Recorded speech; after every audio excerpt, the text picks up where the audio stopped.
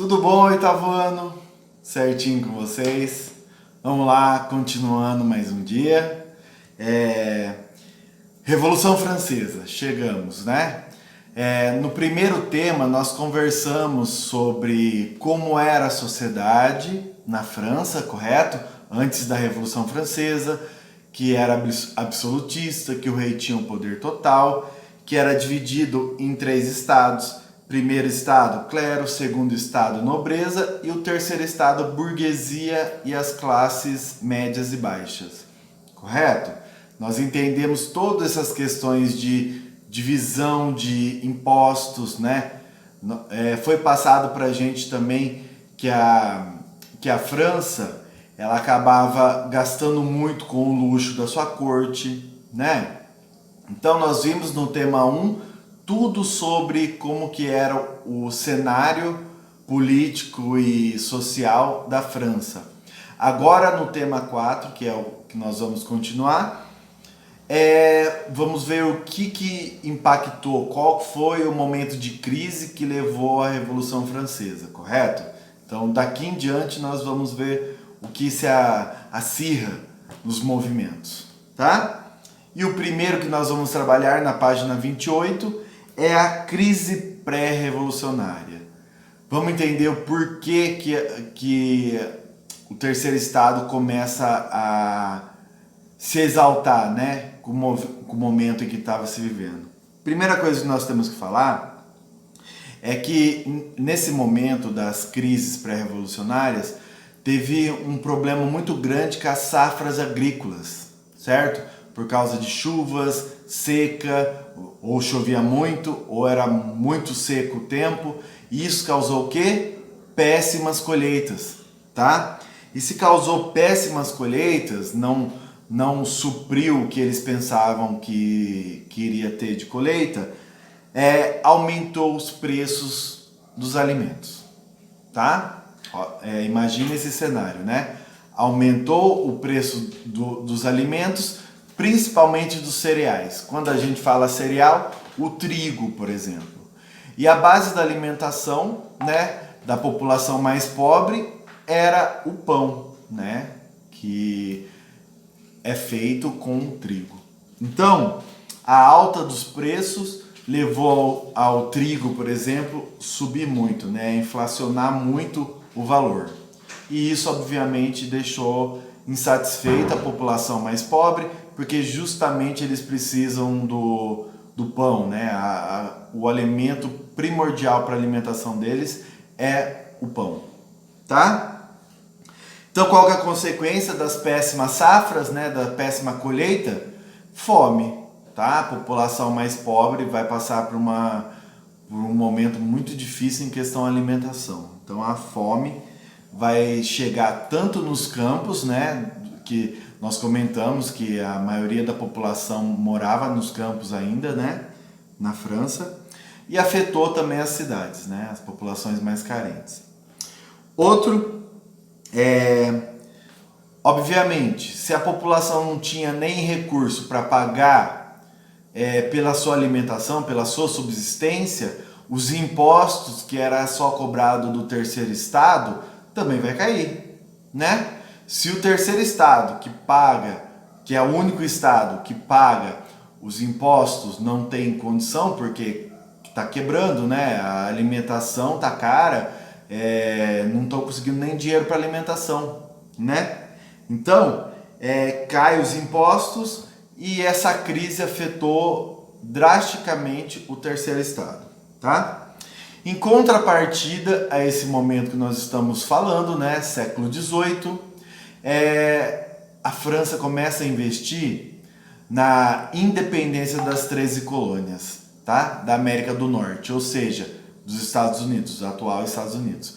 Ela investe na independência das 13 colônias para atingir a Inglaterra, perdão, desculpe. Então, a partir do momento que ela investe na independência dos Estados Unidos, ela atinge a Inglaterra, tá? Porque a colônia da Inglaterra é o atual Estados Unidos. Então eles tomavam conta das 13 colônias.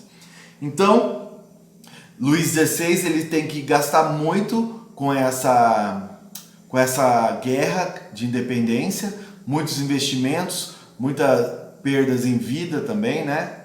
Então, olha só, já estava vivendo todo esse período de safras ruins, impostos caindo, né? E automaticamente gastando mais por causa da guerra, porque a França queria atingir a Inglaterra, correto? E qual que é a consequência dessas guerras para manter a guerra? Luís XVI aumenta ainda mais os impostos sobre o terceiro estado. Vão entendendo, né? A questão vai se fechando, né? Próximo. Então, isso começou a exaltar os ânimos do terceiro estado, tá? Setores populares e burguesia começam a se enfurecer, começam a querer questionar as questões que estavam levando à crise, ao terceiro estado. E em contrapartida desses gastos, o que acontecia? A corte vivia em luxo para manter os privilégios também do primeiro e segundo estado, tá? Então, o terceiro estado passando por tudo isso e o primeiro e segundo estado sendo mantido pelos impostos do terceiro, o seu privilégio, o seu luxo, né? Então, nós temos que entender até esse momento. Então teve a crise da produção, teve investimento na guerra, terceiro estado tendo que arcar com as consequências disso, né? E o luxo do primeiro e segundo estado e da coroa, né? Do monarca, do rei. E ministros do Luís XVI, eles começam a tentar, começam a falar para o Luís XVI, os ministros de finanças dele, temos que cobrar de todos os estados os impostos, senão não vai dar certo, vai quebrar. O terceiro estado sozinho, passando por todo esse momento, não vai dar conta, tá? Os ministros começam a falar, são afastados porque Luís XVI, sendo absolutista, não aceita perder os privilégios, certo? Então, começam a cada vez mais pressionar o rei que não, temos que cobrar os impostos dos três estados, não só do terceiro. E cada vez mais, cobrem de todos. Entra um, sai outro, traz a ideia para eles que tem que equilibrar os impostos, acaba falando tanto, que um momento o rei vai ter que decidir o que ele pode ou não fazer, certo? Então, só que essas medidas chegam no parlamento, tá? Vamos colocar então a cobrança para todos? Vamos cobrar os impostos de todos? O que acontece? A Assembleia dos Notáveis e Parlamento recusa essa medida. Não querem perder os privilégios. Porque, olha que engraçado, né? A Assembleia dos Notáveis e o Parlamento, eles são controlados por quem? Primeiro e segundo estado. Então, obviamente que não ia passar essa medida no Parlamento. Correto? Então, vamos entendendo esse processo para saber o estopim, né? O problema que vai ser gerado em tudo. Próximo. O rei, então, o rei Luís XVI, ele vê que as coisas estão se fechando, o parlamento não aceita as medidas, né, de perca de privilégios, e muito menos a coroa, que é perder seus privilégios, né, o seu luxo. Então, eles chegam a um consenso assim, eu vou tentar abolir os privilégios, eu vou fechar um pouquinho os privilégios e vou fazer uma monarquia constitucional, vou fazer uma constituição que vai limitar um pouco o meu poder, tá? Ele joga isso pro terceiro estado. O que acontece? Divide ali, divisão do terceiro estado. Divide o terceiro estado em pessoas que apoiam essa medida do rei e pessoas que não vão apoiar. Quem apoia é a burguesia, a alta burguesia, os mais ricos, vamos dizer assim, que cresceram com a economia, né? Enriqueceram. E eles falam, não, vamos conciliar com a coroa, vamos aceitar sim essa medida dela, tá? E vamos chegar em um consenso e um diálogo com a aristocracia, com os mais ricos, né? E outra coisa, eles temiam, essa alta burguesia, que ainda assim tinha o privilégio financeiro, né? Eles temiam que o avanço dessas revoltas, da revolução, fosse atrapalhar os seus negócios, tá? Então, atingiu os mesmos, né? E tinha a burguesia revolucionária e as massas populares, que eles falavam o quê? Não aceitavam as cobranças do jeito que eram e também eles não queriam acordo, porque sabiam que era tudo forjado. Isso, né? É um pensamento deles na época, por serem mais radicais, né? Então temos duas divisões do terceiro estado, tá? A burguesia, que tinha mais poder aquisitivo, e o povo, mais pobre, tá? Com isso, o que acontece? O rei estava vendo que estava tudo se fechando. Os problemas estavam se fechando, vai ter um momento que vai explodir essas revoltas, tá? E esse momento de explodir, ele convoca os Estados Gerais, tá? Como se fosse uma reunião. Ele convoca os Estados Gerais, primeiro, segundo e terceiro estado, e faz uma reunião com eles. Lembrando, o terceiro estado, quem representou eles são deputados da alta burguesia, tá? Quem foi lá? Tinha de médias e baixas? Tinha, mas a maioria era da alta burguesia, só para lembrar vocês. Aí o que acontece? O parlamento não libera, não é flexível em questão dos impostos. Então Luís XVI ele acaba convocando os Estados Gerais, certo? Só que como que ia funcionar essas votações do terceiro estado? Cada estado teria direito a um voto nas questões que são trazidas nos Estados Gerais. Ou seja, primeiro e segundo estado teriam um voto, né? Um voto do primeiro, um voto do segundo e um voto do terceiro, tá? E obviamente que primeiro e segundo estado não quer perder seus privilégios. Ponto. Certo? Eles não estavam dispostos a perder os privilégios. Então eles fizeram uma parceria, primeiro e segundo. Então eles vão ter sempre o quê? 2 votos contra um do terceiro estado.